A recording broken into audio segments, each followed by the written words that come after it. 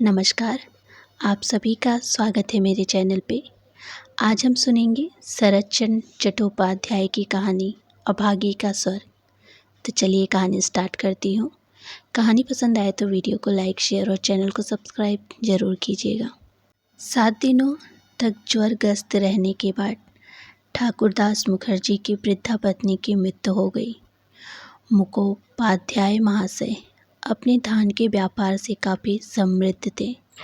उन्हें 4 पुत्र, 4 पुत्रियां और कुछ पुत्र पुत्रियों के भी बच्चे, दामाद, पड़ोसी का समूह, नौकर चाकर थे। मानो यहाँ कोई उत्सव हो रहा हो।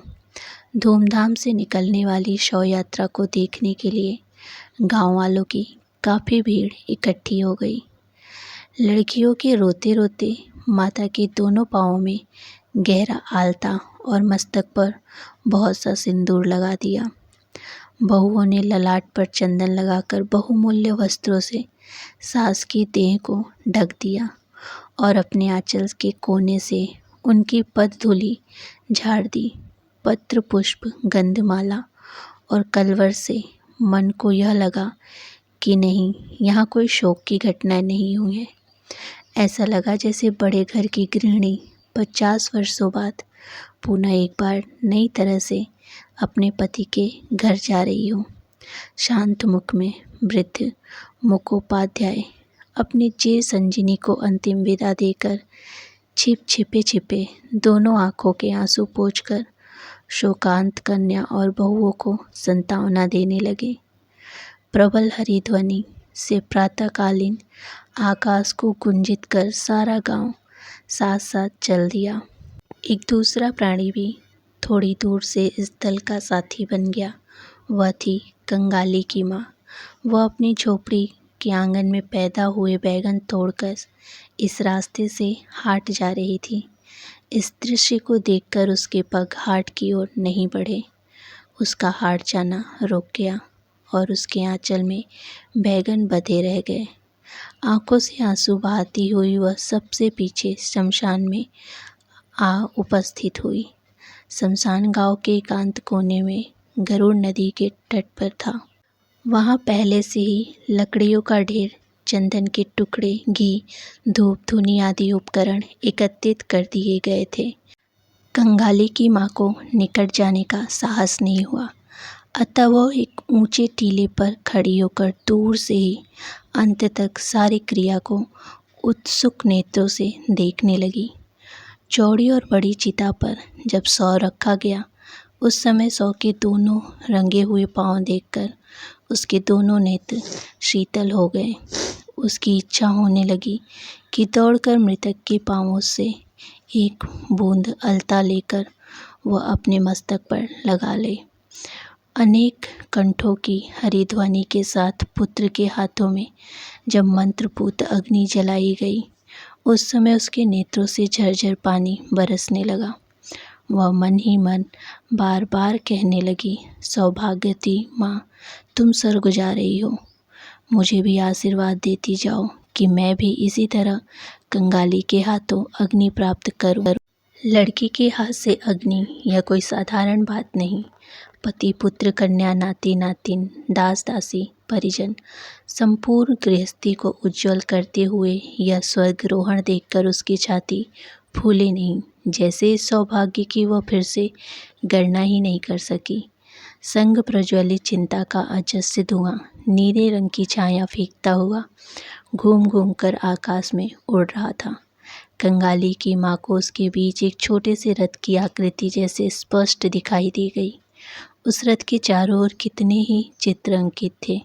उसके शिखर पर बहुत से लता पत्र जड़े हुए थे। भीतर जैसे कोई बैठा हुआ, उसका मुंह पहचान में नहीं आता, परंतु उसकी मांग में सिंदूर की रेखा थी और दोनों पद अलता से रंगे हुए थे। उससे देखती हुई कंगाली की माँ की दोनों आंखों से आंसुओं की धारा बह रही थी। इसी बीच एक 15-16 वर्ष की उम्र के बालक ने उसके आंचल को खींचते हुए कहा, तू यहाँ आकर खड़ी है माँ, बात नहीं धरोगी। चौंकते हुए पीछे मुड़कर माँ ने कहा, राधूंगी रे। अचानक ऊपर की ओर उंगली उठाकर व्यंग स्वर में कहा, देख देख बेटा, ब्रह्माणी माँ उस रथ पर चढ़कर स्वर्ग जा रही हैं। लड़के ने आश्चर्य से मुंह उठाकर कहा, फिर क्षण भर निरीक्षण करने के बाद बोला, तू पागल हो गई है माँ, वह तो धुआं है। फिर गुस्सा होकर बोला, दोपहर का समय हो गया, मुझे भूख नहीं लगती क्या? पर माँ की आंखों में आंसू देखकर बोला, ब्रह्माणी की बहू मर गई तो तू क्यों रो रही है माँ? कंगाली की माँ को अब होश आया। दूसरे के लिए शमशान में खड़े होकर इस प्रकार आंसू बहाने पर वह मन ही मन लज्जित हो उठी। यही नहीं, बालक के अकाल्याण की आशंका से तुरंत ही आंखें पोंछकर तनिक सावधान संयत्र होकर बोली, रोऊंगी किसके लिए रे? आंखों में धुआं लग गया, यही तो। हाँ, धुआं तो लग ही गया था, तू रो रही थी। माँ के और प्रतिवाद नहीं किया। लड़के का हाथ पकड़कर घाट पर पहुंची, स्वयं भी स्नान किया और कंगाली को भी स्नान कराकर घर लौट आई। शमशान पर होने वाले संस्कार के अंतिम भाग को देखना उसके भाग्य में नहीं था। संतान के नामकरण के समय माता पिता की मूर्खता पर विधाता अंतरिक्ष में बैठे हुए अधिकतर केवल हंसकर ही संतुष्ट नहीं हो जाते, तीव्र प्रतिवाद भी करते हैं। इसी से उनका संपूर्ण जीवन उनके स्वयं के नामों को ही मरण प्रयत्न चिढ़ाता रहता है। कंगाली की माँ के जीवन का इतिहास छोटा सा है, परंतु उसे छोटे से कंगाली जीवन ने विधाता के इस परिहास से छुटकारा पा लिया है। उसके जन्म के बाद ही उसकी माँ मर गई। पिता के पुत्र होकर उसका नाम रखा अभागी। माँ थी नहीं। पिता नदी में मछली पकड़ते घूमता रहता था। वह न दिन देखता न रात। फिर भी न जाने किस प्रकार छोटी सी अभागी एक दिन कंगाली की माँ बनने के लिए बची रही। यह एक आश्चर्य की बात है। जिसके साथ विवाह हुआ उसका नाम था रसिक बाघ। कुछ दिन बाद ही वह अभागी को छोड़कर दूसरे गांव में चला गया। अभागी अपने अभाग्य एवं उस शिशुपुत्र कंगाली को लेकर गांव में ही पड़ी रही। उसका वही कंगाली आज बड़ा होकर 15वें वर्ष में पदार्पण कर रहा है। फिलहाल उसने वेद का काम सीखना आरंभ किया है। अभागी को आशा होने लगी है कि 1 वर्ष तक अपने अभाग्य के साथ जूझ लेने पर उसका दुख अतिरिक्त और कोई नहीं जानता। कंगाली ने पोखर से हाथ मुँह धोकर लौटकर देखा। उसके भोजन की थाली के बचे भोजन को माँ एक मिट्टी के पात्र से ढककर रख रही है। आश्चर्यचकित होकर उसने पूछा, तुमने नहीं खाया माँ? बहुत देर हो गई बेटा, अब भूख नहीं रही। लड़के ने विश्वास नहीं किया, बोला, नहीं, भूख क्यों नहीं रही? कहाँ है, देखूँ तो तेरी हांडी। इस छलना द्वारा वह बहुत दिनों से कंगाली को धोखा देती आ रही है। आज उसने हांडी देखकर ही छोड़ी। उसमें केवल एक ही व्यक्ति के भोजन के लिए भात था। तब वह अप्रसन्न मुख से माँ की गोद में जा बैठा। इस उम्र के बालक साधारणतः इस प्रकार नहीं रहते, परंतु शैशव से अक्सर बीमार रहने के कारण माँ की गोद छोड़कर उसे बाहर के संगी साथियों से हिलमिल जाने का सुयोग नहीं मिला।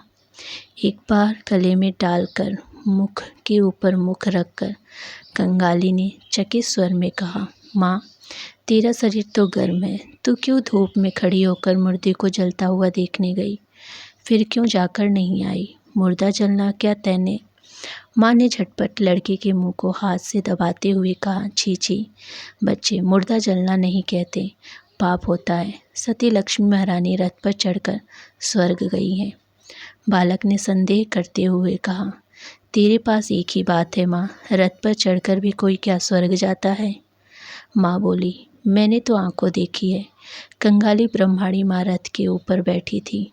उनके रंगे हुए दोनों पाँवों को सबने अपनी आंखों से देखा है। सबने देखे हैं? हाँ, सभी ने देखे हैं। कंगाली माँ की छाती से चिपक कर बैठा सोचने लगा। माँ का विश्वास करना ही उसकी आदत है। विश्वास करने की ही उसने बचपन से शिक्षा पाई है। वही माँ जब कह रही है कि सबने आँख गड़ाकर इतनी बड़ी बात को देखा है, तब अविश्वास करने का फिर कोई कारण ही नहीं है। थोड़ी देर बाद वह धीरे धीरे बोला, तब तो तू भी स्वर्ग जाएगी माँ। बिंदी की माँ उस दिन रखाल की बुआ से कह रही थी, कंगाली की माँ के समान सती लक्ष्मी दूल्हों के मोहल्ले में और कोई नहीं है। कंगाली की माँ चुप रह गई। कंगाली उसी प्रकार धीरे धीरे कहने लगा, पिता ने जब तुझे छोड़ दिया तब कितने दुख और कष्ट तूने झेलने पड़े, फिर भी एक दिन के लिए भी पिता पर तेरा क्रोध नहीं देखा। तुझे आशा थी कि कंगाली के बचने पर तेरा दुख दूर हो जाएगा। हाँ माँ, तेरे न बचने पर मैं कहाँ बचता। मैं तो बिना खाए पिए उतने दिनों में कब का मर गया होता। माँ ने लड़के को दोनों हाथों से पकड़कर छाती से चिपका लिया। वस्तु अनेक प्रकार के परामर्श देने वाले लोगों का अभाव न होते हुए भी सहायता करने वाले व्यक्ति उस दिनों कोई नहीं मिल पाया था। यही नहीं, और भी बहुत उपद्रव उसके साथ किया गया था। उन बातों को स्मरण कर अभागी की आंखों में पानी बहने लगा। लड़का अपने हाथ से इन्हें पोंछता हुआ बोला, काथरी बिछा दो माँ, सोएगी। माँ चुप रही। कंगाली ने चटाई बिछाई, काथरी बिछाई, मार्चे के ऊपर से तकिया उठाकर रख दिया, फिर उसे बिछौने की ओर खींचकर ले जाने लगा तो माँ बोली, कंगाली, आज तुझे काम पर जाने की ज़रूरत नहीं। कामकाज न करने का प्रस्ताव कंगाली को बहुत अच्छा लगा, परंतु बोला, जलपान के 2 पैसे फिर वही नहीं देगा माँ। न दे, आ तुझे एक कथा सुनाती हूँ। और नहीं लुभाना पड़ा। कंगाली उसी क्षण माँ की छाती से लगकर लेटते हुए बोला, तो अब कह। राजपूत कोतवाल का पुत्र और वह पक्षीराज घोड़ा। अभागी ने राजपूत कोतवाल के पुत्र और पक्षीराज घोड़े की बात से कहानी आरंभ की। ये सब उसकी दूसरों से बहुत दिनों से सुनी एवं कितनी ही बार कही हुई कथाएं थी, परंतु कुछ देर बाद ही कहाँ गया उसका राजपुत्र और कहाँ गया उसका कोतवाल का पुत्र। उसने इस प्रकार उपकथा आरंभ की कि जो उसने दूर से नहीं सीखी थी, स्वयं ही रचना की थी। उसका स्वर कितना बढ़ने लगा, उस रक्त स्रोत जितने द्रुत वेग से मस्तिष्क में बहने लगा, उतनी ही वह जैसे नई नई उपकथाओं के इंद्रजाल की रचना करने लगी। उनका विराम नहीं था, विच्छेद नहीं था। कंगाली की छोटी सी देह बार बार रोमांचित होने लगी। भय, विस्मय और पुलक से वह जोर से माँ के गले को पकड़कर उसकी छाती में जैसे समा जाने की कोशिश करने लगा। बाहर दिन ढल चुका था। सूर्य अस्ताचल को चले गए। संध्या की म्लान छाया प्रगाढ़ होती हुई चराचर को व्याप्त कर उठी, परंतु घर के भीतर आज फिर दीपक नहीं जला। गृहस्थी का शेष कर्तव्य पूरा करने के लिए कोई उठा नहीं। निविड़ अंधकार में केवल रुग्ण माता का अबोध गुंजन निस्तंभ पुत्र के कानों में सुधावर्षण करता हुआ चलने लगा। वह उसी शमशान और शमशान की कहानी थी। वही रथ, वही दोनों रंगे हुए पांव, वही उसका स्वर्ग जाना। किस प्रकार शोकार्त पति के अंतिम पदधूलि देखकर रोते हुए विदा ली, किस प्रकार हरिध्वनि करते हुए लड़के माता को ढोते हुए ले गए। उसकी पश्चात संतान के हाथ की अग्नि, वह अग्नि केवल अग्नि ही नहीं, कंगाली वह तो साक्षात हरि स्वरूप थी। उसका आकाश तक उठा हुआ धुआं धुआं नहीं था बच्चे, वह तो स्वर्ग का रथ था। कंगाली चरण, मेरे बेटे, क्या माँ, तेरे हाथ की अग्नि यदि पालू बेटे तो ब्रह्माणी माँ की भांति मैं भी स्वर्ग जा सकूंगी। कंगाली ने अस्फुट स्वर में केवल यह कहा, जा, ऐसा नहीं कहते। माँ उस बात को शायद सुनी भी नहीं सकी। उष्ण निश्वास छोड़कर कहने लगी, छोटी जात की होने पर भी तब कोई घृणा नहीं कर सकेगा, दुखी होने पर भी कोई रोक कर नहीं रख सकेगा। लड़के के हाथ की अग्नि रथ को तो आना ही पड़ेगा। लड़के के मुंह के ऊपर मुंह रखकर भर्राए कंठ से कहा, ऐसा मत कहो माँ, मुझे बड़ा डर लगता है। माँ ने कहा, और देख कंगाली, तेरे पिता को एक बार पकड़ लाऊंगी, वैसे ही अपने पाँव की धूली मस्तक पर देखकर वे मुझे विदा करेंगे, वैसे ही वो पाँव में अलता, माथे पर सिंदूर देकर, परंतु कौन उसे देगा? तू देगा न रे कंगाली, तू मेरा लड़का है, तू ही मेरी लड़की है, तू ही मेरा सर्वस्व है। कहते कहते उसने लड़के को कस कर छाती से चिपका लिया। अभागी के जीवन नाटक का अंतिम अंक समाप्त हो चला है, जिसका विस्तार अधिक नहीं सामान्य ही है। जान पड़ता है कि 30 वर्ष की अब तक पार हुए होंगे या न हुए होंगे। अंत भी हुआ उसकी प्रकार सामान्य भाव से। गांव में कविराज नहीं थे, दूसरे गांव में उसका निवास था। कंगाली जाकर रोया धोया, हाथ पांव जोड़े, अंत में लोटा गिरवी रखकर उन्हें 1 रुपए की प्रणाली दी। उस सब का कितना आयोजन करना पड़ा। रखल, मधु, अदरक का स्वत्त, तुलसी के पत्तों का रस। कंगाली की माँ ने लड़के से नाराज होकर कहा, क्यों तू मुझे बिना बताए लोटा गिरवी रखने चला गया बच्चे? हाथ झुकाकर गई गोलियां लेकर उन्हें माथे से लगाकर फेंकते हुए उसने कहा, अच्छी हो जाऊंगी तो वैसे ही हो जाऊंगी। बादी फूलों के घर में अभी भी कोई औषधि खाने से नहीं बचता। 2-3 दिन इसी प्रकार बीत गए। पड़ोसी खबर पाकर देखने के लिए आए। वे जो घरेलू नुस्खे जानते थे, हिरन के सींग का घिसा हुआ पानी, गिट्टी कौड़ी जलाकर शहद में मिलाकर चटा देना इत्यादि बिना खर्चे की औषधियों को बताकर सब अपने काम से चले गए। बालक कंगाली घबरा उठा। माँ ने उसे गोद में खींचते हुए कहा, कविराज की गोलियों से कुछ नहीं होता बेटे, और उन लोगों की औषधियों से क्या काम चलेगा। मैं ऐसे ही अच्छी हो जाऊंगी। कंगाली ने रोते हुए कहा, तुमने गोलियां खाई ही नहीं माँ, चूल्हे में फेंक दी। ऐसे क्या कोई अच्छा होता है? मैं ऐसे ही अच्छी हो जाऊंगी। अच्छा देख, तू थोड़ा सा भात बनाकर खा ले, मैं भी देखूंगी।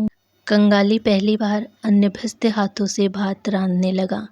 न तो वो माढ़ी निकाल सका, न अच्छी तरह पसा ही सका। चूल्हा उससे जलता नहीं, उसने पानी गिर पड़ने से धुआं होता। भात पसाते समय चारों ओर गिर पड़ता। माँ के नेत्र छलछला आए। उसने स्वयं एक बार उठने की चेष्टा की, परंतु माथा सीधा न कर सकी। खाट पर ही लुढ़क गई। खाना बन जाने पर बालक को पास बुलाकर किस प्रकार क्या करना होता है, इसका विधिवत उपदेश करते समय उसका तीव्र कंठ अवरुद्ध हो गया। आंखों से जल की अविरल धारा बहने लगी। गांव का ईश्वर नाई नाड़ी देखना जानता था। दूसरे दिन सवेरे उसने नाड़ी देखकर उसी के सामने मुंह को गंभीर बना लिया। कंगाली की माँ ने इसका अर्थ समझा, परंतु उसे भय भी नहीं लगा। सब लोगों के चले जाने पर उसने लड़के से कहा, इस बार एक बार उन्हें बुलाकर ला सकता है बेटे? किसे माँ? उन्हीं को रे, उस गांव में जो चले गए हैं। कंगाली ने समझते हुए भी पूछा। पिता को अभागी चुप रह गई। कंगाली बोला, वे आएंगे क्या माँ? अभागी को स्वयं भी पूरा संदेह था, तो फिर धीरे धीरे कहा, जाकर कहना माँ केवल आपके पाँवों की धूली चाहती है। वह उसी समय जाने को तैयार हो गया। तब उसका हाथ पकड़कर वह बोली, थोड़ा सा रोना धोना बेटे, कहना माँ जा रही है। कुछ ठहर कर बोली, लौटते समय साइन भाभी से थोड़ा सा अलता ले आना। कंगाली, मेरा नाम लेते ही वह दे देगी। मुझे बहुत प्यार करती हैं। प्यार उसे बहुत सी करती हैं। ज्वर होने की अवधि से माँ के मुख से इन कई वस्तुओं की बातें इतनी बार इतनी प्रकार सुनी है कि वह वहाँ से रोता अपनी यात्रा पर चल दिया। दूसरे दिन रसिक दूल्हे समय अनुसार जब आ उपस्थित हुआ, उस समय अभागी को जरा भी होश नहीं था। मुंह पर मृत्यु की छाया पड़ रही थी। आंखों की दृष्टि इस संसार के कार्य को त्याग कर किसी अनजाने देश में चली गई थी। कंगाली ने रोकर कहा, अरे माँ, पिता आए हैं, पाँव की धूली लोनी ना। माँ शायद समझी, शायद नहीं समझी। शायद गहराई तक संचित उसकी वासना ने संस्कार की भांति उसकी दबी हुई चेतना पर आघात पहुँचाया। इस मृत्यु पथ की यात्री ने अपनी विवश भुजाओं को सैया से बाहर बढ़ाकर हाथ झुका दिए। रसिक हतप्रभ खड़ा रहा। पृथ्वी पर उसकी पदधूलि का कोई आयोजन है, इसे भी कोई चार सकता है? यह उसकी कल्पना के परे था। बिंदी की बुआ खड़ी हुई थी।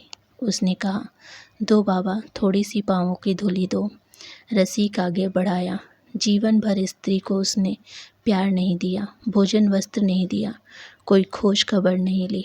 अब मृत्यु काल में उसे केवल थोड़ी सी पदधूलि देते समय वह रो उठा।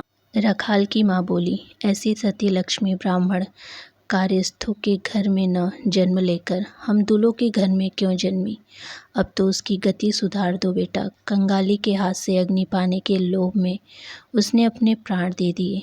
अभागी के अभाग्य के देवता ने परोक्ष में बैठकर क्या सोचा था पता नहीं, पर बालक की छाती में वह बात तीर की भांति बिंध गई। उस दिन समय तो कट गया, पहली रात भी कट गई, परंतु सवेरे के लिए कंगाली की माँ और प्रतीक्षा नहीं कर सकी। कौन जाने इतनी छोटी जाति के लिए भी स्वर्ग के रथ की व्यवस्था है अथवा नहीं, अथवा अंधेरे में पैदल ही उन्हें जाना पड़ता है।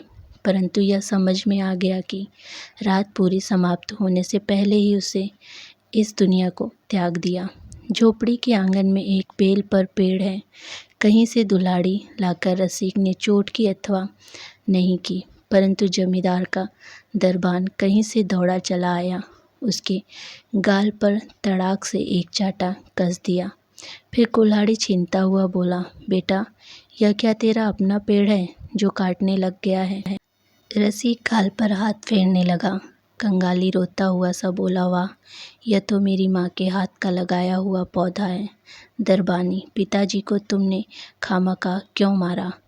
हिंदुस्तानी दरबान तब उसे भी एक गाली देकर मारने लगा, परंतु वह अपनी मरी हुई माँ की मृतदेह से स्पर्श किए हुए बैठा हुआ था। अतः असौच के भय से उसके शरीर पर हाथ नहीं मारा। शोरगुल से एक भीड़ जमा हो गई। किसी ने भी इस बात से इनकार नहीं किया कि बिना आज्ञा लिए रसिक का पेड़ काटना ठीक नहीं था। वे सब फिर दरबानी के हाथ पांव जोड़ने लगे कि कृपा करके उसे हुक्म दे दे। कारण बीमार के समय जो कोई देखने को आया था, कंगाली की माँ उसी का हाथ पकड़कर अपनी अंतिम अभिलाषा व्यक्त कर गई थी। दरबान बुलावे में आ जाने वाला पात्र नहीं था। उसने हाथ हिलाकर कहा, यह सब चालाकी मेरे सामने नहीं चल सकती। जमींदार स्थानीय व्यक्ति नहीं थे। गूंद में उसकी एक कचहरी, गुमशुदा अधर राय उनके कारिंदे हैं। जिस समय सब लोग दरबान के निरर्थक विनय प्रार्थना करने लगे, कंगाली लंबी लंबी सांसें लेकर दौड़ता हुआ एकदम कचहरी वाले मकान में पहुंच गया। उसने लोगों के मुंह से सुना था कि प्यादे लोग घूस लेते हैं। उसे निश्चित रूप से विश्वास हो गया कि इस बड़े असंगत अत्याचार की बात अगर मालिक को जाकर बता दी जाए तो इसका कोई प्रतिकार हुए बिना नहीं रहेगा। हाय रे अबोध! बंगाल के जमींदार और उनके कर्मचारियों को यह जानना नहीं था। मात्रहीन बालक शोक तथा उत्तेजना से उद्भ्रांत होकर एकदम ऊपर चढ़ता चला गया। अधर राय अभी संध्या पूजा तथा थोड़ा बहुत जलपान करने के बाद बाहर आए थे। विस्मित और क्रुद्ध होकर बोले, क्या है रे? मैं कंगाली हूँ। दरबान ने मेरे पिता को मारा है। ठीक किया। लगान नहीं देता होगा अभागा शायद। कंगाली बोला, नहीं बाबूजी, पिताजी पेड़ काट रहे हैं, मेरी माँ मर गई है। कहते कहते वह अपनी रुलाई नहीं रोक सका। सवेरे सवेरे इस रोने धोने के अगर अत्यंत चीख उठे। लड़का मुर्दा छूकर आया है, क्या पता यहाँ भी कुछ छू छा न दिया हो। धमकाते हुए बोले, माँ मर गई है तो नीचे जाकर खड़ा हो। अरे कौन है रे? इस जगह थोड़ा सा गोबर पानी डाल दो। किस जाति का लड़का है तू? कंगाली ने भयभीत हो आंगन में उतर खड़े होकर कहा, हम लोग दूल्हे हैं। अधर ने कहा, दूल्हे? दूल्हे के मुर्दे के लिए लकड़ी का क्या होगा? सुनो तो। कंगाली बोला, माँ जो मुझे अग्नि देने के लिए कह गई है, आप पूछ लीजिए ना बाबूजी। माँ तो सभी से कह गई है, सभी ने इस बात को सुना है। माँ की बात कहते समय प्रत्येक क्षण के अनुरोध उत्तरोक्त तुरंत ही याद आ जाने से उसका कंठ मानो रुलाई के कारण फट पड़ना चाहने लगा। अधर ने कहा, माँ को जलाना चाहता है तो पेड़ के दाम 5 रुपए लाओ। ला सकेगा? कंगाली जानता था यह असंभव है। उसका उत्तरीय खरीदने के लिए मूल्य के रूप में उसके भात खाने की पीतल की थाली को बिंदी की बुआ 1 रुपए में गिरवी रखने गई हैं। इसे वह आंखों से देख आया है। उसने गर्दन को हिलाया, बोला, नहीं। अगर ने मुँह को अत्यंत विकृत बनाते हुए कहा, नहीं तो माँ को ले जाकर नदी के बहाव में बहा दे। किसी के पेड़ पर तेरा बाप कुल्हाड़ी चलाने जा रहा है, पाजी अभागा बदनास। कंगाली बोला, हम हमारे आंगन का पेड़ है बाबूजी, वह तो मेरी माँ के हाथ का बोया हुआ पौधा है। हाथ का बोया हुआ पेड़ है, पाड़े सुअर के गले में धक्का मारकर बाहर निकाल दो। पाड़े ने आकर गले में धक्का दिया। वह एवं ऐसी बातें कही जिन्हें केवल जमींदार के कर्मचारी कह सकते हैं। कंगाली धूली उठाकर उठ खड़ा हुआ। उसके बाद धीरे धीरे बाहर निकल गया। क्यों? उसने मार खाई, उसका क्या अपराध था? गुमास्ते ने निर्विकार हृदय से दाग तक नहीं पड़ा। पढ़ने पर यह नौकरी उसे नहीं मिलती।